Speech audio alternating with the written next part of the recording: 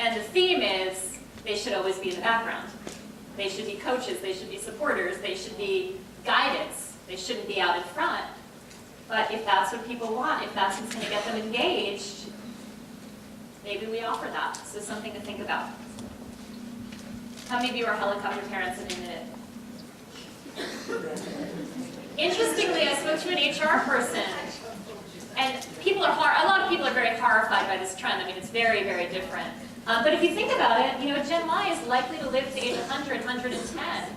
So living at home till you're 30 doesn't seem like that big a deal. Seriously.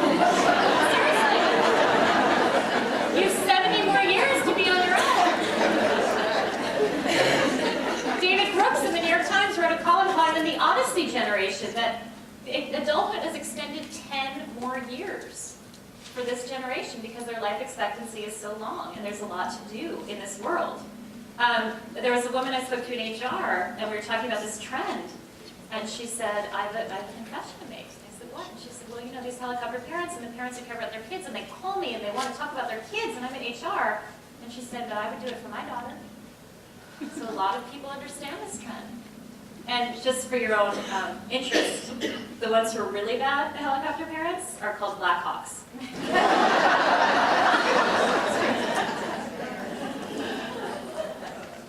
Okay, so Gen Ys, we've been bashing you a little, we've been calling you mama's boys, etc. So I'm going to do a positive one.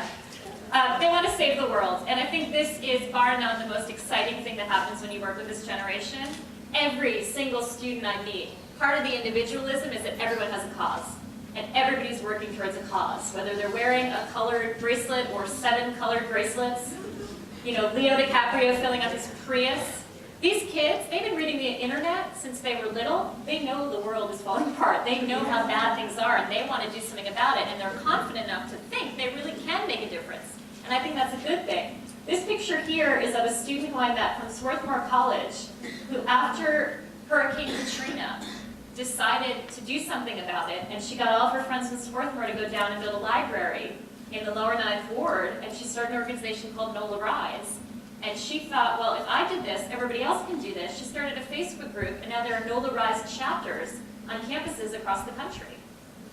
Because the instinct is not just, I can do something, but I have 2,000 friends on Facebook, they can all do something too. And I can tell them about it in an instant. So there are phenomenal opportunities with this generation to save the world, and I think they really are doing it. So perhaps some career services events should partner with events that are community service focused. Perhaps companies should better promote their corporate social responsibility initiatives.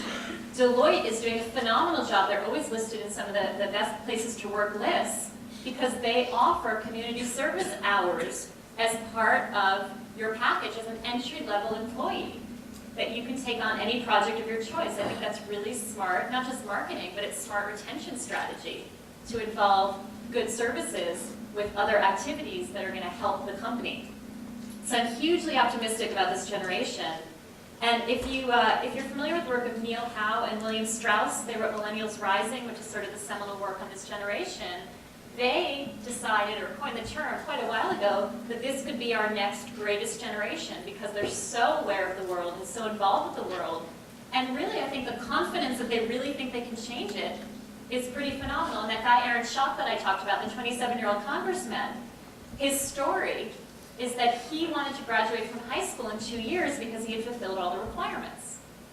And the Board of Education in his town in Illinois said, you can't do that, that's against the rules. So he ran for Board of Education and changed the rule. So some of the things that make this generation a little bit frustrating also make them very active and very able to change things. And finally, our last topic, they want to get jobs this year. Everything I've talked about is very relevant, I hope, and very helpful, I hope.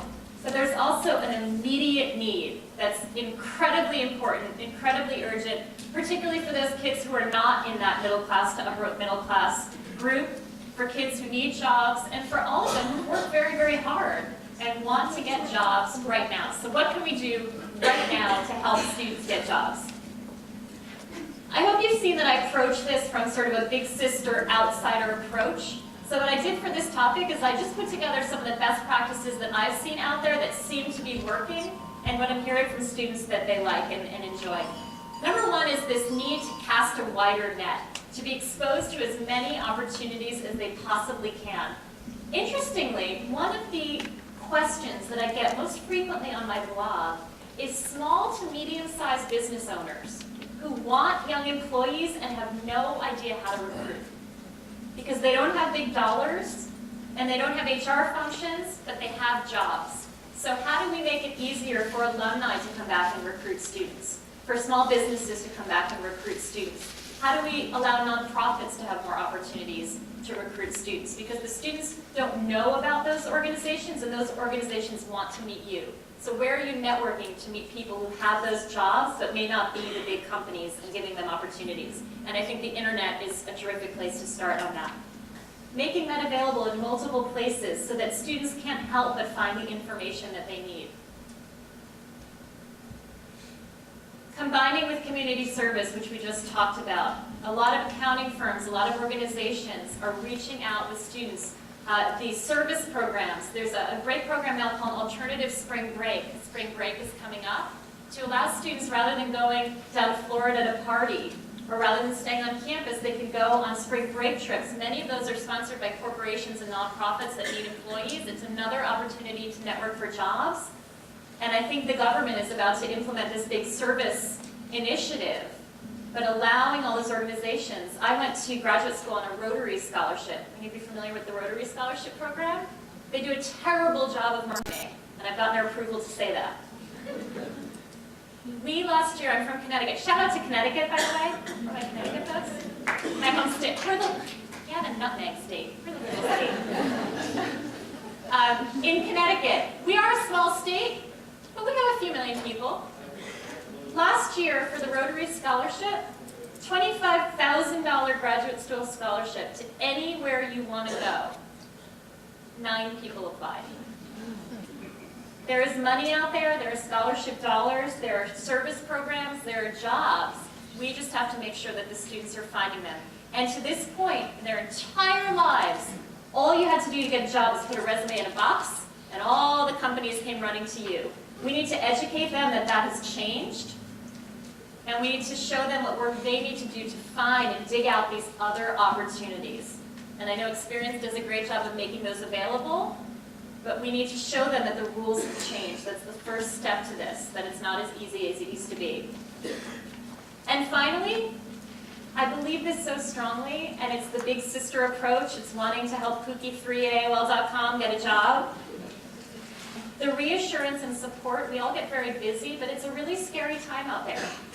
And I think they need a little bit of reassurance, a little bit of support that they're not alone, that we understand who they are. You can tell them that this morning for an hour you sat in their shoes, you slouched in their chairs, you multitasked like they did. And to make sure that when we think about the generations, we think about the best of what our generations can bring to this generation, and we're willing to let them teach us the best of what their generation is able to do and able to offer. And finally, my third promise was to have a little bit of fun and add a little bit of understanding. So I want to know, to end the story, that I made Laura watch Big with me, and she loved it. Thank you very much for having me, and enjoy your